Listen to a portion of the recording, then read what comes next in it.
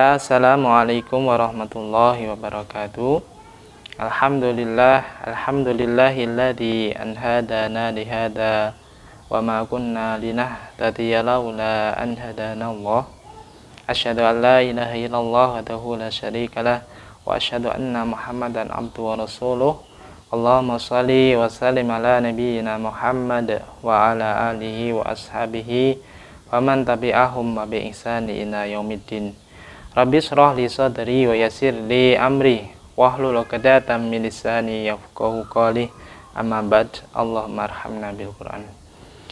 Sahabat Arsaka yang berbahagia, alhamdulillah pada kesempatan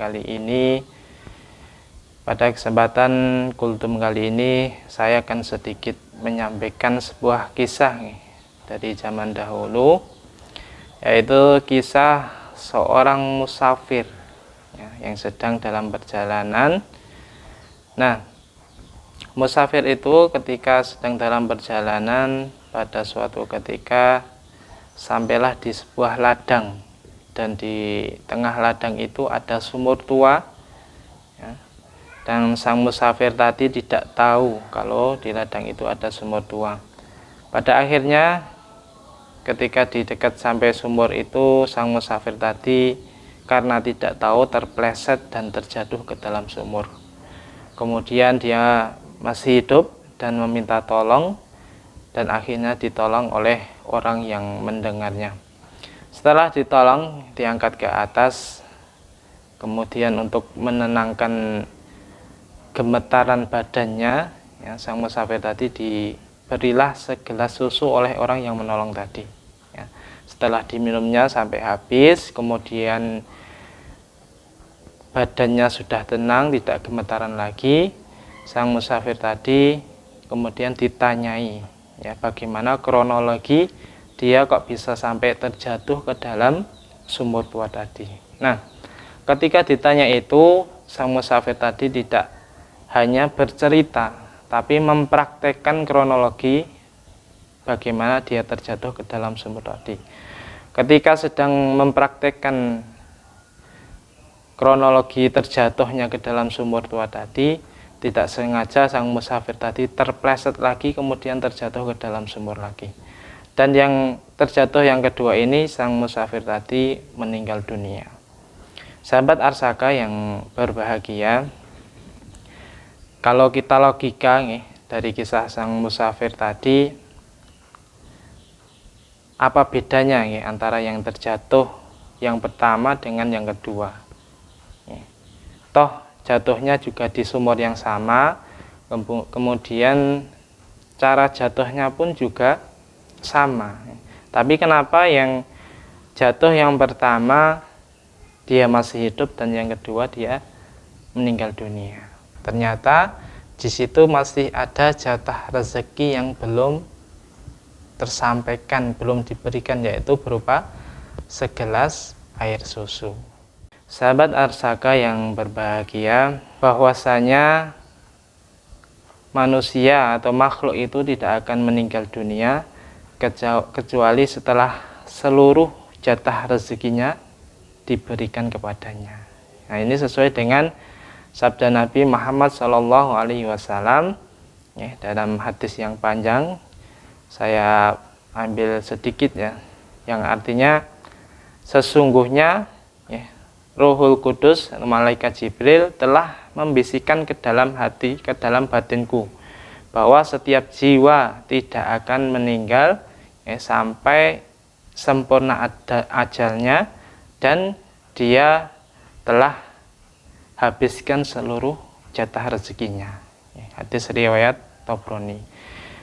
Sahabat Arsaka yang berbahagia, dalam hadis tadi jelas sekali dari kisah tadi, kemudian didukung dengan hadis Nabi Muhammad SAW tadi, sudah jelas sekali bahwasanya ketika kita itu masih ditakdirkan hidup oleh Allah SWT, maka selama itu juga pasti kita masih diberi rezeki oleh Allah SWT, dan kita tidak akan meninggal dunia kecuali seluruh rezeki yang sudah ditetapkan sudah kita habiskan. Maka dari itu, sahabat Arsaka, sebenarnya kita hidup di dunia ini tidak perlu mengkhawatirkan urusan rezeki, ya, karena itu sudah dijamin oleh Allah Subhanahu wa Ta'ala. Ketika kita masih ditakdirkan untuk hidup, maka selama itu kita masih akan mendapatkan rezeki.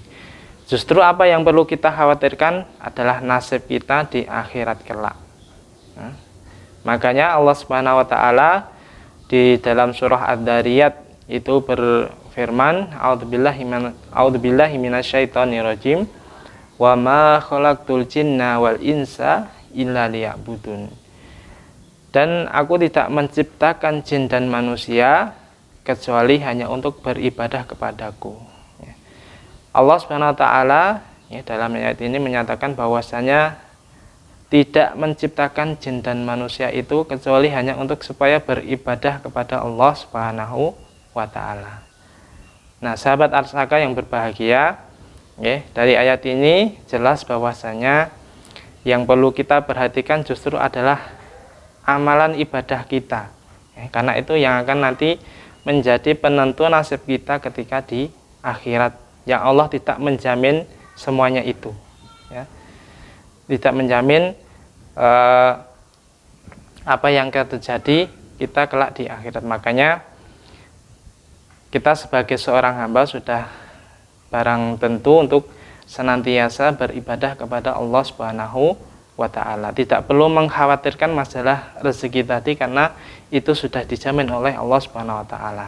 Terlebih lagi di bulan Ramadan yang sudah hampir berakhir ini, ya, masih kita dapati banyak sekali saudara-saudara kita yang disibukkan dengan dunianya, ya. Padahal itu sudah sesuatu yang pasti atau sudah dijamin oleh Allah Subhanahu wa Ta'ala, ya. Tapi mereka malah menyibukkan diri dengan sesuatu yang sudah dijamin, tapi lupa dengan sesuatu yang belum tentu, yaitu beribadah atau nasib nantinya di akhirat. Harusnya seperti di akhir Ramadan seperti ini, ya, sebagaimana dicontohkan oleh Rasulullah dan para sahabatnya, kita diajarkan untuk memaksimalkan ibadah, ya. Bahkan ketika kita tidak memiliki kepentingan untuk mengurus kepentingan umat, ya, kita disunahkan untuk beriktikaf, berdiam diri di masjid, memperbanyak amal ibadah, ya. Itulah yang dicontohkan oleh Rasulullah Muhammad SAW dan para sahabatnya. Kemudian ketika sudah selesai bulan Ramadan nanti, ya, itu juga kewajiban ibadah itu juga masih tetap kita laksanakan. Jadi bukan ketika bulan Ramadan selesai bukan berarti selesai juga ibadah kita, enggak, ya. Tapi tetap kewajiban-kewajiban itu harus kita laksanakan, ya. Masjid-masjid juga tetap terbuka untuk kita melaksanakan sholat jamaah, ya. Kesempatan bersedekah juga masih terbuka, ya. Membaca Al-Quran secara rutin juga tetap kita laksanakan, ya. Hanya saja bedanya ketika di dalam bulan Ramadan dan di luar bulan Ramadan itu pahalanya berbeda. Sahabat Arsaka yang berbahagia, sekali lagi fokuslah kita kepada tugas utama kita, yaitu beribadah kepada Allah Subhanahu wa Ta'ala, dan jangan terlalu mengkhawatirkan masalah yang sudah dijatah oleh Allah Subhanahu wa Ta'ala, yaitu rezeki kita. Mudah-mudahan yang sedikit ini bisa menambah wawasan kita, menambah rasa iman kita dan ketakwaan kita kepada Allah Subhanahu wa Ta'ala, khususnya bagi saya pribadi dan kepada seluruh sahabat Arsaka dimanapun Anda berada. Mungkin sedikit yang bisa saya sampaikan pada kesempatan kali ini. Apabila ada baiknya itu datangnya dari Allah Subhanahu wa Ta'ala, dan apabila ada salahnya datangnya dari saya pribadi. Untuk itu saya mohon maaf yang sebesar-besarnya. Akhir kalam, bila taufiq wal hidayah. Wassalamualaikum warahmatullahi wabarakatuh.